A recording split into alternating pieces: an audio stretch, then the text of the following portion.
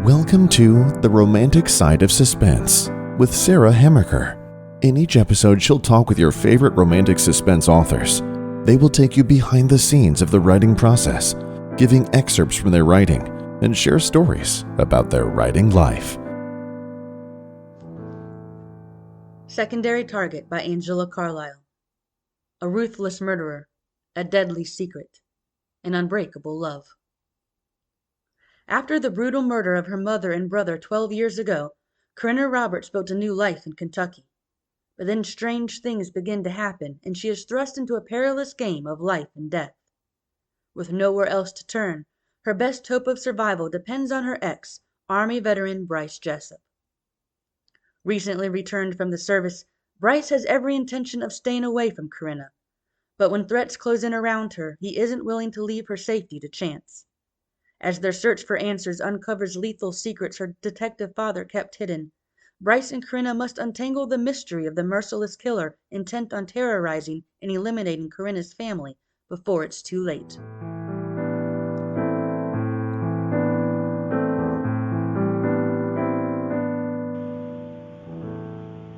On this episode of The Romantic Side of Suspense, my guest is Angela Carlisle, who is a writer and editor by day, and in her free time, she likes to read, bake, and drink ridiculous quantities of properly steeped hot tea. We are already friends, Angela, with that. So welcome to my show. Thank you, Sarah. Okay, so we're going to have to talk about tea because I am kind of a tea snob. Like people are coffee snobs. I definitely am, so. Yeah, my husband teases me because I've been known to go into a coffee shop with him because I don't drink any coffee. I just really don't like it. And I'll, if I've not been there before, I'm like, if they have hot tea, I'm like, so where do you get the water for the tea? And if they point to a faucet, I'm like, okay, what other things do you have? Because I'm like, that is not properly even boiled. So yeah, I hardly will ever order hot tea when I'm out because I know it's not going to be good enough. Yes, yeah, and I mean, okay, maybe you're like me, Angela, but in my purse, I have a little bag of tea bags that I carry with me.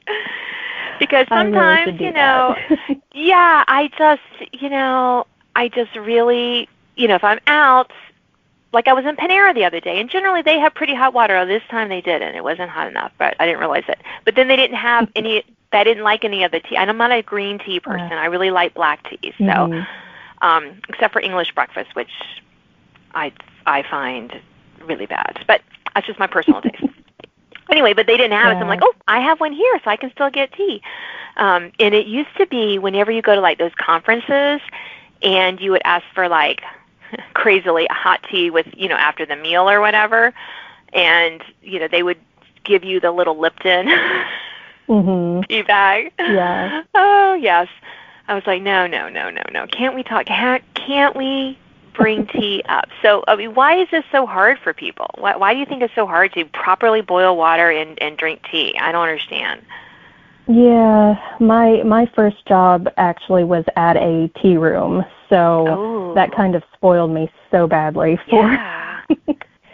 So when I go to conferences, usually I have several types of tea. I've been known to travel with, probably in the pounds of tea. See, we're already friends, Angela, because, we can just talk about tea. But we won't spend the whole time because this is not the tea show. This is the Romantic Suspense podcast. But I love that because it's just fun to meet someone else who's a, wants to properly. So I even have little egg timer things that for, the timing black is important. and yes. And I'm like, little hourglass that I just flip over and I know what I'm doing. So That's good. Yeah, so let's talk now. Now we're going to talk about writing because now that we all know that tea is. If you need any tips on tea, you can email either of us, and we'll be happy to tell you the proper way to steep tea. Okay. Yes, we will educate you. Yes, of course. And so, sometimes I have characters in my books drink tea, and I'm always like, I always have them pour like, don't put it in the microwave, just heat the water. Yes, I've had a little fun with my tea obsession. They do drink a lot of coffee. Like I said, my husband loves coffee, so I'm able to knowledgeably talk about how to prepare quality coffee as well. But every once in a while, I do have a character, or sometimes I yell at a book, "Don't put it in the microwave! Don't! That's not how a proper cup of tea." Don't anyway, do it. Yeah, just don't do it. So, romantic suspense. Why did you decide that this would be, besides wanting to harm people who don't prepare a proper cup of tea? Why did you decide that this would be, a good genre for you to write in? I'd say ultimately it's because that's what I most love to read. So I just already love the genre. And then when I had an idea for my first book, that's what I naturally gravitated toward. Because my initial idea wouldn't have required the suspense line, but I guess I never really had a thought to go a different direction with it.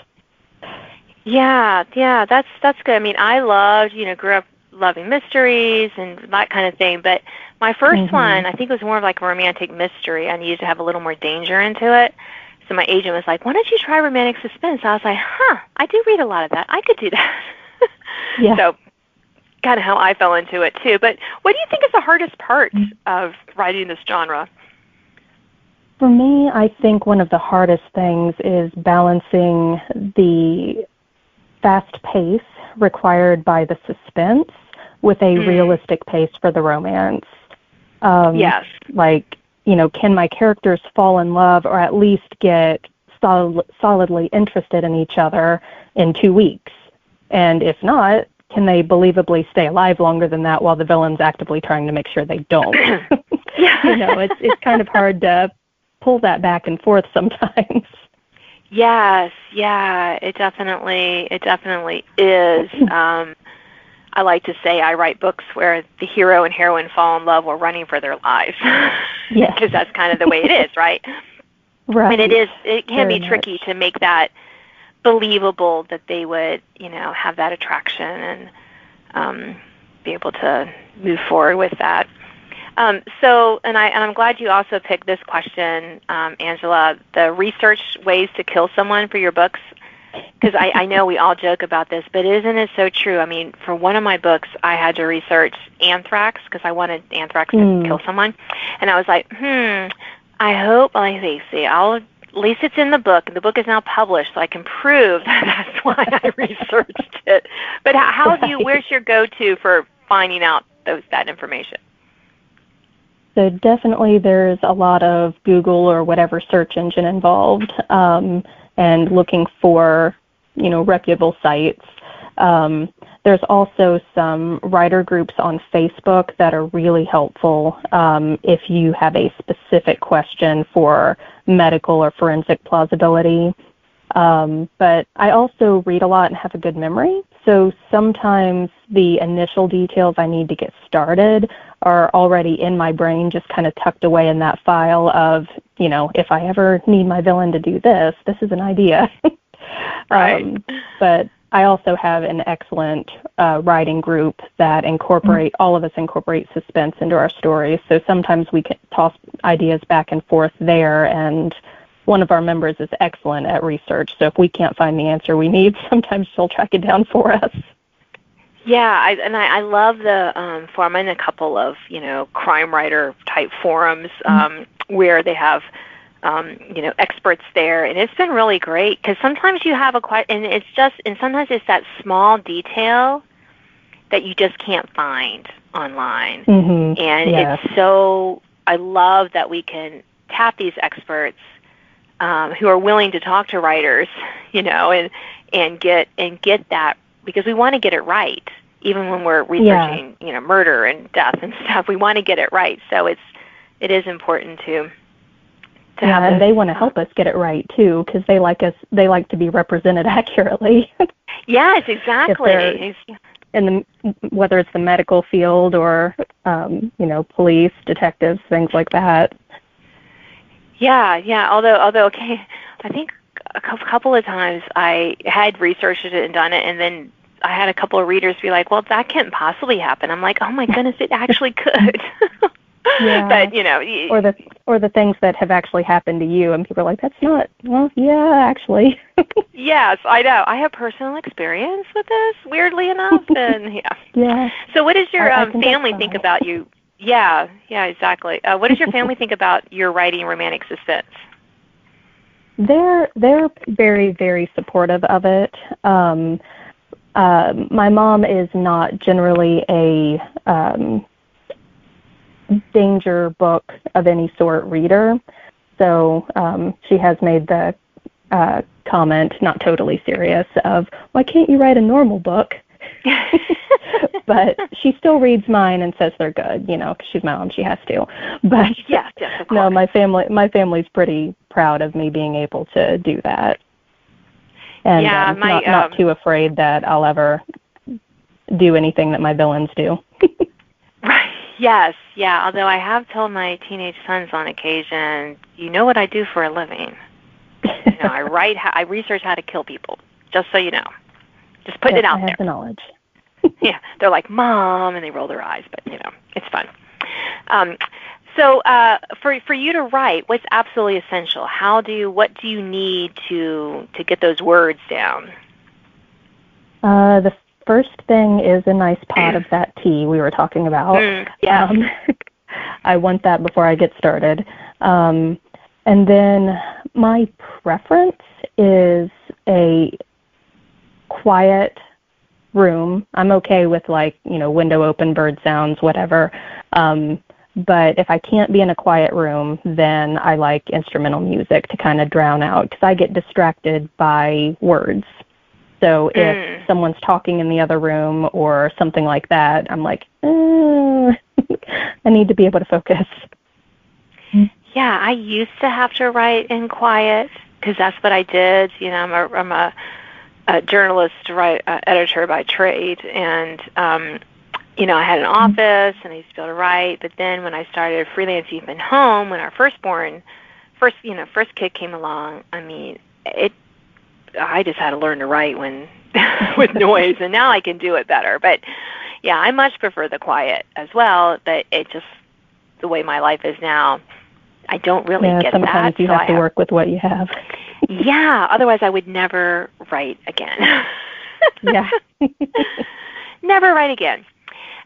So what is your favorite, so on that same, do you have a favorite spot when you read or reflect on your current work in progress? One of my favorites is actually sitting outside on my porch or a swing if it's in warmer weather. I live out in the country, so there's not much traffic. The neighbors are not like, we have them, but it's not like they're on top of us or anything. So I enjoy just being out in that natural quiet and either reading or writing and enjoying the sunshine and the birds and all that. That is lovely. I enjoy my back porch, although we live in a small city, so there are neighbors and stuff. But again, I've learned to tune out that kind of stuff, except for the incessant yard things, like the leaf blowers in the fall. I'm like, who invented that? I want to kill them. Like ruined my, you're sitting out there, especially in the fall, a nice crisp weather, hot cup of tea, and you get the and you're like, oh my goodness. Yeah. Mm-hmm. Yeah. Yeah. I know my boys are like, why don't we have a leaf blower? I'm like, because we have rakes. And you can do it once a year, rake our yard. Not that bad. Well, we are almost out of time, Angela, so we're going to close with, who is your favorite romantic suspense writer, and why do you like them? So it is really hard to narrow just one. Usually if I'm saying my favorite, I'm like, well, here's the top 3 or 5. But if I had to pick one, I'd probably say Lynn Blackburn. She is an excellent writer and balances the romance, suspense, and spiritual threads so well. And she's an amazing person, too. I haven't gotten to meet her in person, but I've met her online, and she's been extremely encouraging to me on my writing journey when, I would have thought she had no clue who I even was, So that has been a really kind thing. Yes, yes, she is an excellent writer, but you're right. I thought you were brave to pick that. I'm like, she's going to pick just one.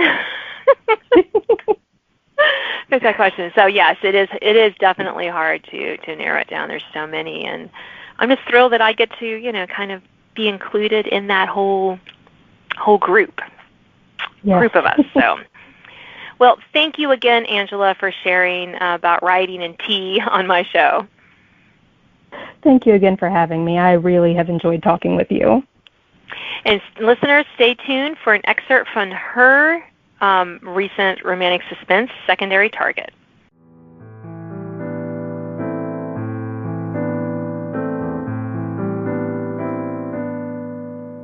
Now an excerpt from Secondary Target by Angela Carlisle. Security alarms shattered the autumn morning's tranquility. The mechanical shrieks pierced Corinna Roberts' consciousness, dissipating any lingering fog of sleep. Not again. She threw back the covers and rolled from the bed, revolver drawn from the nightstand before her feet touched the polished oak floor. She shoved the holster into her pocket, but didn't bother searching for her phone. Her dad's security system was configured exactly like her own, and would send a notification to the police within 30 seconds of being triggered if they didn't shut it off. Help would be here soon enough. In the meantime, she'd be prepared to protect herself if necessary. As she reached for the bedroom door, her German shepherd howled, creating a dissonant chorus with the wailing alarm. Shivers chased themselves up her spine. Her hand tightened around the revolver's rosewood and steel grip, and a fraction of her tension melted away.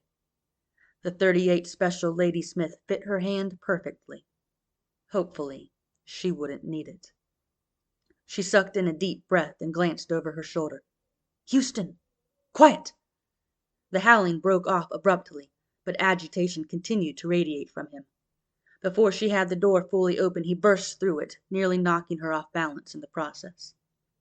She slipped into the darkened hallway after him and caught sight of her father already standing at the front door, his own gun held in a ready position as he peered out the peephole. He would have checked the security monitor as soon as the alarm started. Whatever triggered them must be somewhere along the front of the house. The bright glow of motion-sensing lights beyond his position confirmed it. "What is it?" She raised her voice to be heard over the alarm. "I don't know yet. Stay back."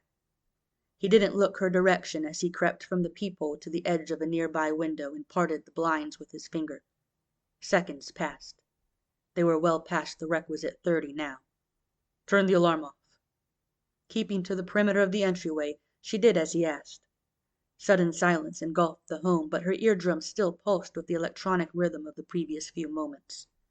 She glanced at her dad, and he signaled her to wait. Together they listened, but no sound carried through the door.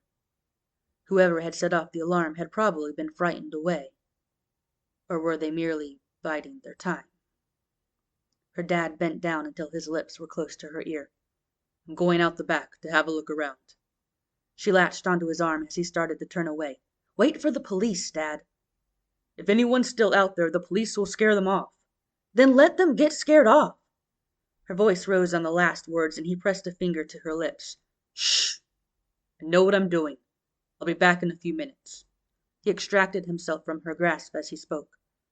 Something akin to panic wrapped around her chest as he strode down the hallway. She had to stop him from doing something reckless, something that could get him killed. She followed him to the spare bedroom and found him unlocking a window. Even with the alarm off, he couldn't use the back door without setting off the motion sensors. A window was his only option. But a window wouldn't do much good if he needed to make a quick re-entry. "Don't go out there, Dad." Corinna tried to still the slight tremble in her voice. She hated sounding weak, but more than that, she knew it would only feed her dad's protective instincts. "I need to, Corinna." "Why? So you can play hero?" She refused to cringe at the implication of her words or take them back. Her dad didn't play hero, and they both knew it. But she never understood why he was always adamant about investigating threats on his own, almost as if he didn't trust the police to do their jobs. He didn't answer her, just started easing the window upward. He wasn't going to listen, so she said the first thing she could think of. "Fine, I'm going with you." Her wild shot hit its mark. Her dad stopped mid-motion and turned back to face her. Even in the near darkness, she could see the steel in his gaze. No, you're not. Stay here and keep Houston close. Quiet finality rang in his words, but she lifted her chin in defiance, tamping the fear that threatened her control. I'm not a child, and if you're going, so am I. Corinna, I know you're not a child, but I don't have time to argue with you. Stay here.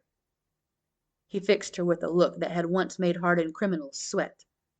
She met it, matched it, and waited. The faint sound of a quickly approaching vehicle interrupted their glaring match and saved her further argument. The car stopped at their house, strobing lights announcing the police had arrived. Her dad frowned and brushed past her to let him inside. He wasn't happy, but he was safe. She'd stalled him long enough. Breathing a sigh of relief, Corinna leaned back against the wall as red and blue lights bounced around her. She slipped her revolver into her pocket holster, then clasped her arms across her chest to hide the trembling in her hands. Buried memories surfaced, and she fought a wave of nausea. Not now. She clenched her fists and forced herself to focus on the present until the feeling subsided.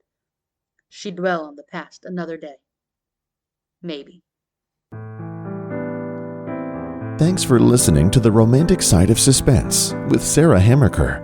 If you enjoyed this episode, please leave a review. You can sign up to receive notifications of upcoming podcasts and listen to previous editions at sarahhammerkerfiction.com.